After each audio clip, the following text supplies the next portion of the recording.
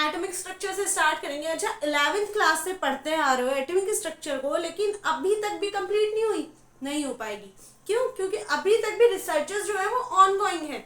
तो अभी हमें क्या पढ़ना, पहले हम पुराने से नए तक की तरफ, नए की तरफ चलेंगे, और फिर जो प्रेजेंट में जो मॉडल सबसे ज्यादा एक्सेप्टेड है हम उनको लेंगे। चलो थोड़ा सा ओवरव्यू जो पुराने वाला है उसका ले लेते हैं। तो सबसे पहले थ्योरी आई थी हमारे पास एक डाल्टन, लगभग 18th सेंचुरी की स्टार्टिंग की ये थ्योरी थी। डाल्टन थ्योरी कहती थी कि ये जो एटम है वो अनडिविजिबल है, तो यानी कि इसमें कोई भी फर्दर सब पार्टिकल नहीं होता। फिर धीरे धीरे डिस्कवरी स्टार्ट हुई, इलेक्ट्रॉन आया, फिर प्रोटॉन डिस्कवर हुआ, फिर न्यूट्रॉन डिस्कवर हुआ, डिस्कवर हुए कुछ सब पार्टिकल।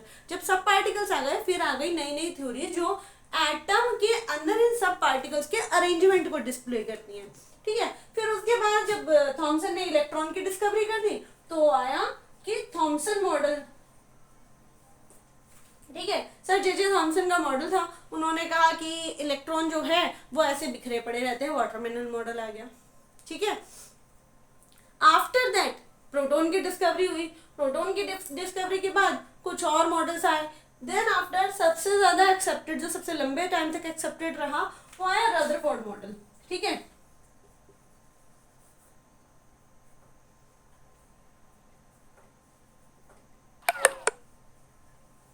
वो आया था रदरफोर्ड मॉडल। रदरफोर्ड मॉडल ने पहली बार एक्चुअल जो स्ट्रक्चर है इसकी एटम की वो डिस्क्लोज की थी। उन्होंने न्यूक्लियस की डिस्कवरी की थी। तो न्यूक्लियस के लिए उन्होंने बताया, डाल्टन ने तो कहा कुछ नहीं है, केवल यही है बस फाइनल। थॉमसन ने कहा कि ऐसा ऐसा ऐसा ऐसा है। ठीक है, इलेक्ट्रॉन ऐसे बीच बीच में पड़े हुए हैं। ठीक है, रदरफोर्ड ने कहा कि नहीं, प्रॉपर एक अरेंजमेंट है, there is protons, there is neutrons, जो कि सेंटर में एक टाइनी न्यूक्लियस है उसके अंदर रहते हैं, और इलेक्ट्रॉन जो है बाहर छोटे छोटे ऑर्बिट से जिनमें रहते हैं। बट रदरफोर्ड की डिस्कवरी अपने टाइम के लिए बहुत बड़ा अचीवमेंट थी, लेकिन उसमें भी कुछ कमियां थी। क्यों? क्योंकि वो जो ऑर्बिट्स ये जो बताए गए हैं, कुछ शेल्स हैं ऑर्बिट्स जिनमें वो कहते हैं कि इलेक्ट्रॉन रहते हैं, उन इलेक्ट्रॉन्स का अरेंजमेंट इन ऑर्बिट्स के अंदर अच्छी तरह से डिस्कस नहीं कर पाए। तो उसके बाद आया रदरफोर्ड के बाद आ गया हमारा बोर मॉडल। बोर्स मॉडल ने ऑर्बिट्स को भी फुल्ली एक्सप्लेन किया। ठीक है, आफ्टर रदरफोर्ड जो बोर मॉडल था, उन्होंने प्रोटॉन और न्यूट्रॉन को तो टाइनी न्यूक्लियस के अंदर ही छोड़ा है, लेकिन उन्होंने इन ऑर्बिट्स को प्रॉपर स्टडी किया, और इन ऑर्बिट्स का साथ में कुछ और साइंटिस्ट थे जिन्हें आप एच स्पेक्ट्रम सीरीज में पढ़ते हैं। ठीक है, एच स्पेक्ट्रम में पढ़ते हैं, जिन्होंने जो लाइमन, पास्चर, ब्रैकेट, फुंड, ठीक है, ये सारी सीरीज जो थी, ये सब मिला के इन्होंने एक अल्टीमेट मॉडल दिया कि इस तरह से कुछ ऑर्बिट्स होते हैं, हर ऑर्बिट का अपना एक एंगुलर मोमेंटम है, हर ऑर्बिट का अपना एक एनर्जी लेवल है, रेडियस है, सब कुछ फिक्स है, और रेडियस भी फिक्स है और एनर्जी भी फिक्स है, सब कुछ फिक्स है। उसके अंदर जो इलेक्ट्रॉन है जब वो जाते हैं तो वो अपने अल्टीमेट एनर्जी लेवल पे पहुंच जाते हैं। ठीक है, बोर मॉडल को भी बहुत अच्छा एक्सेप्टेंस मिला, रदरफोर्ड को भी मिला, बट अल्टीमेटली बोर में भी कमी आ गई। ठीक है, सो अब एट टाइम हम कहाँ हैं, हम एट टाइम सबसे लेटेस्ट मॉडल को स्टडी कर रहे हैं, that is quantum model. Quantum model, अब हमें इस मॉडल की क्यों, बिकॉज जो बोर मॉडल है उसने एटम की स्ट्रक्चर को तो बहुत अच्छे से डिस्क्लोज कर दिया, ठीक है, डिस्प्ले किया, लेकिन जो इलेक्ट्रॉन है वो सेटिस्फैक्टरी रिजल्ट नहीं दे रहा है, वो सेटिस्फाई नहीं कर रहा है, इलेक्ट्रॉन सर्च ही नहीं हो पा रहा है। ठीक है, तो इलेक्ट्रॉन को सर्च करने के लिए पहले इलेक्ट्रॉन को भी तो पढ़ना पड़ेगा ना। ठीक है, सो क्वांटम मॉडल जो है वो अपना बेस पार्टिकल मानता है इलेक्ट्रॉन को, और क्वांटम मॉडल इलेक्ट्रॉन की प्रॉपर्टीज को स्टडी करके और फिर उसको हम एटम के अंदर स्टैब्लिश करेंगे। ठीक है, अब इलेक्ट्रॉन के अंदर क्या प्रॉपर्टी है, तो पहले तो यही कंफ्यूजन है कि इलेक्ट्रॉन है क्या। अच्छा, अगर आप एक साइंस के स्टूडेंट हो ना, तो आपके अंदर एक ललक होनी चाहिए हर चीज को जानने की कि ये है क्या। सारी की सारी रामायण खत्म हो गई, सब पढ़ लिया, लेकिन किसी ने पूछा नहीं कि इलेक्ट्रॉन क्या होता है।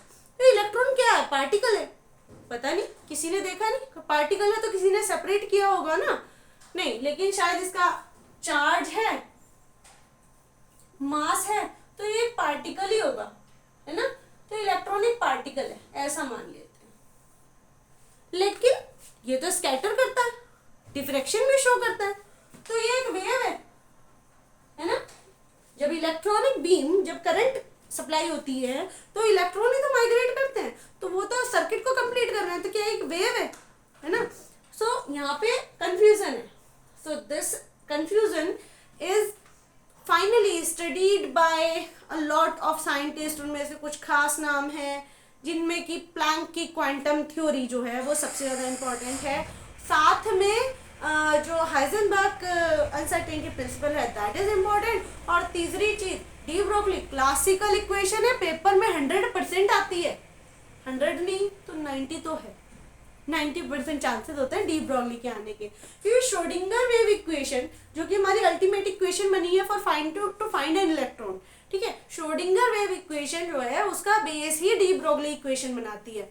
सो डी ब्रोगली इक्वेशन से पहले हमें पढ़ना पड़ेगा कि इलेक्ट्रॉन है क्या। सो प्लैंक ने एक डिस्कवरी की, ठीक है। अब हमारे पास, अब मैं आ जाती हूँ थोड़ा सा क्लासिकल पे, जैसा मैं स्टार्टिंग क्लासेस में करती हूँ। अगर आपने स्टार्टिंग की कोई क्लास नहीं देखी है तो थोड़ा सा कहते हैं, देखो जो यूनिवर्स है ना हमारा यूनिवर्स, ठीक है, उसमें दो ही चीजें हैं, एक है एनर्जी और एक है मास, ठीक है। एनर्जी का मास में और मास का एनर्जी में इंटर कन्वर्जन हो सकता है, होता है, ठीक है। एनर्जी जो है एक फॉर्म से दूसरी में, दूसरी से तीसरी में कन्वर्ट हो सकती है। मास सर्टेन अमाउंट तक एनर्जी में कन्वर्ट हो जाता है, एनर्जी जो है सर्टेन अमाउंट तक मास में कन्वर्ट हो जाती है। इसी की स्टडी को हम साइंस में लेके आते हैं। साइंस में क्या, एनर्जी टू एनर्जी कन्वर्जन, ठीक है। सो अब यहाँ पे क्या हुआ कि हम इलेक्ट्रॉन को क्या माने, ये मास है या एनर्जी है, क्योंकि एनर्जी क्या है, वेव की प्रॉपर्टी है। तो सबसे पहले आए प्लैंक। प्लैंक ने कहा कि जो मैक्स प्लैंक थे, उन्होंने क्या थ्योरी दी है, उन्होंने कहा है कि E is equals to H nu, यानी कि कोई भी वेव है, एनी वेव, ठीक है, किसी भी तरह की कोई भी वेव है, अगर वो न्यू फ्रीक्वेंसी के साथ, ठीक है, न्यू फ्रीक्वेंसी के साथ मूव करती है, ठीक है, तो उसकी एनर्जी कितनी होगी, एच न्यू के बराबर, ठीक है। और उन्होंने क्या कहा कि वेव जो है उसके अंदर छोटे छोटे, क्योंकि प्लैंक की थ्योरी को क्या कहते हैं, क्वांटम थ्योरी, ठीक है। क्वांटम जो वर्ड आया है वो आया है क्वांटा से। क्वांटा क्या है, क्वांटा, क्वांटा का मतलब है असॉर्टेड पैकेट्स, ठीक है, पैकेट है पूरे के पूरे। सो अकॉर्डिंग टू प्लैंक कि कोई भी एनर्जी बीम है, चाहे वो किसी भी फॉर्म का एनर्जी बीम है, ठीक है, कोई भी एनर्जी बीम है, एनर्जी जो है वो छोटे छोटे पैकेट्स यानी कि क्वांटास के रूप में आती है। हम बेसिकली हम एग्जांपल लेते हैं सनलाइट का, तो सनलाइट जो है वो रेडिएशन की फॉर्म में आ रही है। तो रेडिएशन क्या है, वो छोटे छोटे टाइनी पैकेट्स हैं, हर एक पैकेट की अमाउंट होती है एच न्यू, यानी कि ये किसके ऊपर निर्भर करती है, न्यू के ऊपर, फ्रीक्वेंसी के ऊपर, ठीक है। छोटे छोटे टाइनी पैकेट से बनके एक बीम आ रहा है, उसको हम रेडिएशन बोलते हैं। और ये बीम जब वन टाइम किसी पर्टिकुलर पार्टिकल पे स्ट्राइक करता है तो एक क्वांटा को यहाँ पे गिव अप करता है, बाकी ये जो है फ्रीक्वेंसी यहाँ से चेंज होके एच न्यू नॉट की फॉर्म में निकल जाती है। ये जो स्ट्राइक होता है, ठीक है, वन स्ट्राइक वन क्वांटा, ठीक है, इनका रिलेशन है, ठीक है। और ये जो यहाँ से चेंज होता है, ये जो H new frequency H new not में चेंज हो गई है, इसका मतलब है that certain amount of energy is absorbed with the particle, with the substance, यहाँ पे सब्सटेंस है, ठीक है। तो प्लैंक ने कहा कि एनर्जी जो है वो रेडिएशन में होती है छोटे छोटे पैकेट्स के फॉर्म में, यानी कि एनर्जी के छोटे छोटे पैकेट्स हैं, यानी कि पार्टिकल्स लाइक स्ट्रक्चर है। दूसरी तरफ इलेक्ट्रॉन, अब इलेक्ट्रॉन को कहते हैं कि इलेक्ट्रॉन जो है इलेक्ट्रॉन जो है वो छोटे छोटे पार्टिकल्स हैं, लेकिन वो एक कंटिन्यूअस वेव की फॉर्म में आते हैं, है ना। इनका कंटिन्यूअस निकलना जो है इनको एक वेव की फॉर्म देता है।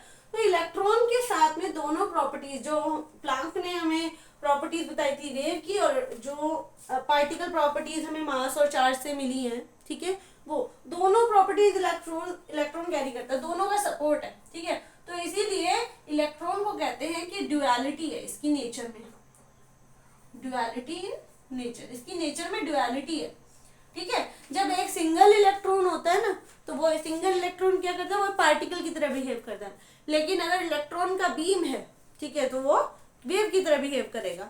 अब वेव की तरह बिहेव करेगा क्यों? क्योंकि यहाँ पे क्या है, डिफ्रैक्शन होता है, ठीक है, डिफ्रैक्शन होता है। वेव की तरह बिहेव होगा करता है क्योंकि इलेक्ट्रॉन बीम जो है वो स्कैटरिंग करता है, स्कैटर होता है, ठीक है। अब अगर मैं पार्टिकल के सपोर्ट में कुछ टॉपिक्स लेके आऊं, तो पार्टिकल प्रॉपर्टी को सपोर्ट करता है दो इफेक्ट है, ठीक है। एक है ब्लैक बॉडी रेडिएशन, ठीक है, और दूसरा है हमारा फोटो इलेक्ट्रिक इफेक्ट,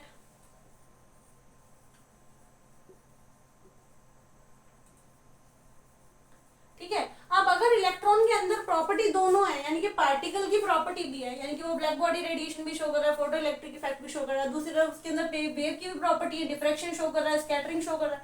अगर दोनों प्रॉपर्टीज हैं तो इसका मतलब वो ड्यूअल नेचर का हुआ, तो उसकी एनर्जी हम बाय एनी फॉर्मूला हम कैलकुलेट कर सकते हैं। वेव के लिए फॉर्मूला प्लैंक ने पहले से दिया हुआ है, E = h/nu, ठीक है।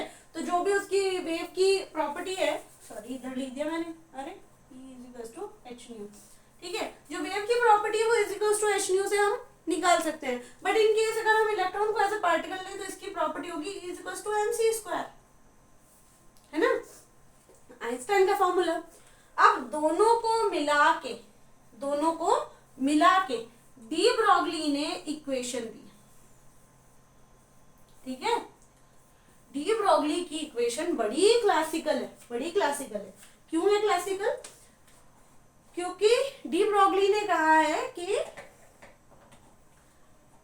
मैं रिलेट कर सकता हूं दोनों की एनर्जी को, ठीक है, दोनों की एनर्जी को रिलेट करेंगे। तो रिलेट करने के बाद जो फॉर्मूला डेवलप होता है, दैट हम वेव प्रॉपर्टी को और पार्टिकल प्रॉपर्टी को, m को और न्यू को आपस में कोरिलेट कर सकते हैं, क्योंकि इलेक्ट्रॉन के पास तो दोनों नेचर है, तो हम इस E को E के इक्वल मानते हैं। हम कह सकते हैं mc² = h/nu फॉर इलेक्ट्रॉन, ठीक है। और अल्टीमेटली हम यहाँ पे न्यू का रिलेशन m से निकालते हैं, ठीक है। De Broglie equation lambda = h/mv, ठीक है। ये जो इक्वेशन पर्टिकुलर रिलेशन है, ये कहलाता है हमारा डी ब्रॉगली रिलेशन, ठीक है। जहाँ पे लैम्डा जो है वो वेवलेंथ है, h जो है वो प्लैंक्स कांस्टेंट है, mv जो है वो मास और वेलोसिटी है, ठीक है। या फिर हम इसे लिख सकते हैं h/p, p जो हो गया उसका मोमेंटम हो गया, ठीक है। तो इलेक्ट्रॉन की प्रॉपर्टीज जो हैं, पार्टिकल और वेव दोनों को मिला के हमने एक नई प्रॉपर्टी निकाला, एक नया रिलेशन निकाला है। This is called the de Broglie. Classical है बहुत ज्यादा, ठीक है, पढ़ लेना जरूर, क्योंकि डी ब्रॉगली के ऊपर शॉर्ट नोट आएगा। इसका शॉर्ट नोट ई बुक है ना, वहां से ले सकते हो, पीडीएफ की फॉर्म में अवेलेबल है, ठीक है। कमेंट करो, आपके पास ई बुक आ जाएगी, ठीक है। ई बुक के अंदर अच्छा खासा इसका पूरा एक्सप्लेनेशन दिया हुआ है डी ब्रॉगली का। और बाकी आप पर्सनली अगर पूछना चाहें तो कमेंट करके पूछ सकते हैं, ठीक है। अब डी ब्रॉगली ने इक्वेशन दे दी। अब इक्वेशन के बाद क्या है, नेक्स्ट हमारा पार्ट क्या आया कि क्या ये इक्वेशन सबके ऊपर है? तो हाइजेनबर्ग आए। हाइजेनबर्ग ने अपनी एक अलग थ्योरी प्रेजेंट की कि अगर हम, अब क्योंकि हम केस को फाइंड आउट कर रहे हैं इलेक्ट्रॉन को, अब क्या हुआ, अभी बोर तक मॉडल पढ़ लिए गए, लेकिन बोर के मॉडल तक भी किसी को इलेक्ट्रॉन अवेलेबिलिटी नहीं पता चली कहाँ पर है, ठीक है। So where we have to find the electron, electron मिला ही नहीं है ना। हमें पता है कि इलेक्ट्रॉन है, electron is responsible to complete the circuit, है ना, कैथोड रेज बनाई, लेकिन मिला ही नहीं है। आयनाइजेशन के लिए रिस्पॉन्सिबल है, लेकिन मिला ही नहीं है।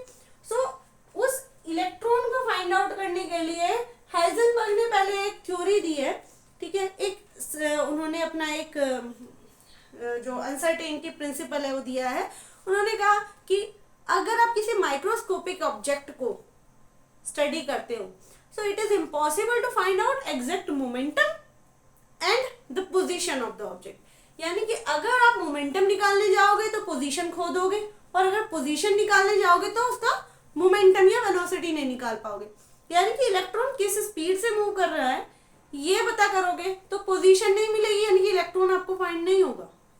अगर आपने फाइंड कर लिया इलेक्ट्रॉन कहाँ है तो आपने उसकी एग्जैक्ट वेलोसिटी नहीं पढ़ पाने है, ठीक है। यानी कि दोनों का साइमल्टेनियस जो रिजल्ट है वो नहीं, पॉसिबल नहीं है। सो अकॉर्डिंग टू हाइजेनबर्ग ने अनसर्टेनिटी, ठीक है, अनसर्टेनिटी प्रिंसिपल दिया।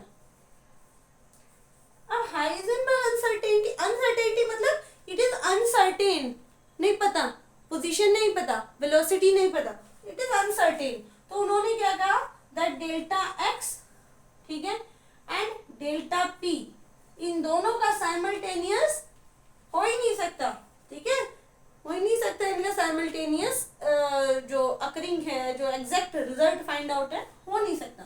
सो it is always having an error greater than or equal to h upon 4 pi। इतनी एरर आनी ही आनी है, ठीक है। फॉर एग्जाम्पल ले लेते हैं। अब हाइजेनबर्ग अनसर्टेनिटी की प्रॉपर्टी क्या है, अब इतनी तो आनी ही आनी है, एरर तो आनी है। अब एग्जाम्पल क्या देंगे, जैसे आप एक कार जा रही है, ठीक है, कार जा रही है। सो जब आप कहते हैं, जब आप फिगर आउट करते हैं दैट्स द कार, तो इतनी देर में वो कार कहाँ चली गई, ठीक है, तो पेस में है ना, उसमें एक पर्टिकुलर मोमेंटम है, ठीक है, एक्सेलरेट हो रही है। अब क्योंकि वो मूविंग ऑब्जेक्ट है तो वो क्या हो जाता है, कार जो है जब आप पॉइंट आउट करते हैं उस उतने सेकंड्स में वो कुछ पॉइंट्स आगे जा चुकी होती है, ठीक है। सो ये तो कार तो बहुत बड़ा मैक्रोस्कोपिक ऑब्जेक्ट हो गई, इसलिए आप पोजीशन डिटर्मिनेशन कर सकते हैं, लेकिन आप माइक्रोस्कोपिक पार्टिकल के केस में ऐसा नहीं कर पाएंगे, because you have to study under microscope, ठीक है। अब जब आप पॉइंट आउट करेंगे माइक्रोस्कोप में कि ये रहा, तब तक वो वहां से मूव कर चुका होगा। So this is called uncertainty, ठीक है। अब इतनी चीजों से क्या पता चला, अल्टीमेटली क्या ज्ञान मिला कि इलेक्ट्रॉन को पहले ढूंढा जाए, ठीक है, इलेक्ट्रॉन को पहले ढूंढो, उसको पहले पता करो कि इलेक्ट्रॉन है कहाँ, ठीक है, कितनी उसकी वेलोसिटी है। अब इसे ढूंढने के लिए हम पहले इलेक्ट्रॉन को स्टडी, अब इलेक्ट्रॉन क्या है, वेव है कि पार्टिकल है, ठीक है। तो अब हम क्या करेंगे, दोनों एस्पेक्ट्स को सर्च करेंगे, अगर हमें एज अ पार्टिकल मिलता है, अगर हमें एज अ वेव मिलती है। ये जो डी ब्रॉगली इक्वेशन थी ना, इसने बहुत बड़ा काम किया, ठीक है। इस डी ब्रॉगली इक्वेशन का यूज करके और हाइजेनबर्ग अनसर्टेनिटी का यूज करके श्रोडिंगर ने एक इक्वेशन निकाली, ठीक है। श्रोडिंगर ने इक्वेशन निकाली, ये आपने 11th में पढ़ी है, E psi is equals to H psi, ठीक है, E psi is equals to H psi। अब ये साई क्या है, ठीक है, चलो आज के लिए बस करते हैं, नेक्स्ट लेक्चर में लेंगे इसको, साई क्या है, ठीक है। अच्छा, जितने भी स्टूडेंट्स देख रहे हैं नोट्स डाउनलोड कर सकते हैं, ठीक है, साइट पे अवेलेबल है, लिंक डिस्क्रिप्शन में है, ठीक है। जितने भी स्टूडेंट्स हमारे वर्किंग प्रोफेशनल्स हैं वो चाहें तो ई बुक, ऑडियो बुक कुछ भी डाउनलोड कर सकते हैं, ठीक है, ऑडियो बुक भी अवेलेबल है। अच्छा, परचेज कर सकते हैं ऑडियो बुक भी अवेलेबल नहीं है, ठीक है। अच्छा, जितना भी हमारा जितना भी कंटेंट है वो सारा का सारा आपको चैप्टर वाइज अवेलेबल होगा। जो बच्चे पर्सनलाइज्ड क्लास लेना चाहते हैं, ऑनलाइन क्लासेस अवेलेबल रहती हैं, ठीक है, आप लोग उनके लिए रजिस्टर कर सकते हैं। टाइम टू टाइम हम 15 डेज 1 मंथ और टॉपिक वाइज बैच लगाते हैं। अगर कोई टॉपिक है, डाउट क्लियर क्लासेस जो हैं उसके लिए चल रही हैं, सो आप रजिस्टर कर सकते हैं मेल आईडी पे केमिस्ट्री रीडिफाइंड की। And thank you, we will meet in. और हाँ, जितने भी स्टूडेंट हैं ज़रा कमेंट कर देना, कुछ ऊपर नीचे हो तो, ठीक है, कुछ अगर समझना हो और कुछ अगर समझ ना आया हो तो आप लोग कमेंट कर सकते हैं, ठीक है। Meet in next session.